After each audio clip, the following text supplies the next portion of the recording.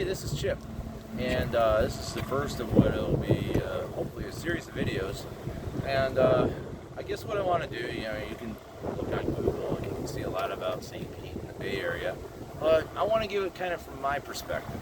I guess perspective from, somebody who's an Ohio transplant, been here since 1992, somebody who has been in real estate since the mid to late 90s. And then just as from a perspective from a guy who lives here. So, might not be something that everybody agrees with. It might be something that some people might say, yeah, I don't know if that's completely accurate, but I'm going to do the best I can. So, behind me here is where, I feel the Vinoy, which is the name of this hotel. This is really where the revitalization of St. Pete started. I moved in St. Pete in 1992. St. Pete was known as the home of the newlyweds and the nearly deads. And I know that might not sound all that politically correct, but that was actually the nickname given to it. This hotel behind me had just reopened. If you know my sister Amy, she was one of the original staff crew that helped with the reopening of the Vinoy. And this is really where, in the cornerstone of where, St. Pete revitalized.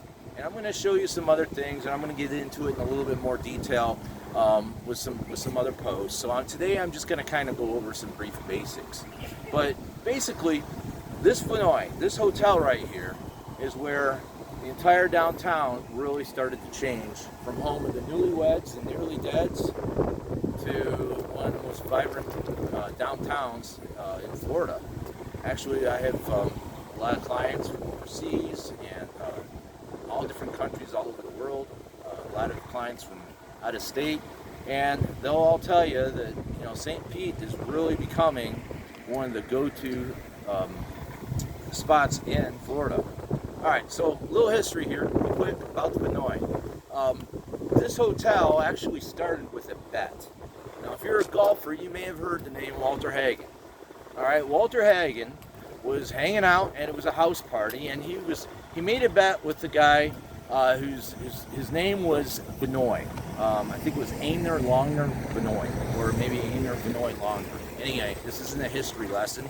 This is just a little fun tidbit, but it is true for the most part, from my perspective. And the bet was simple.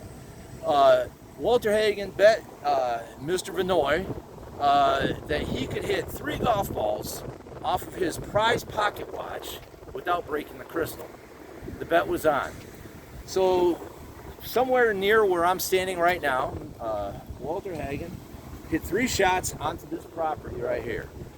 Not a single ding was put on that crystal of the stopwatch or the pocket watch.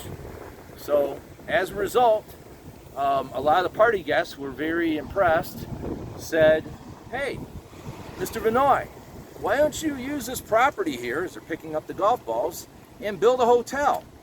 He said, hey, why not?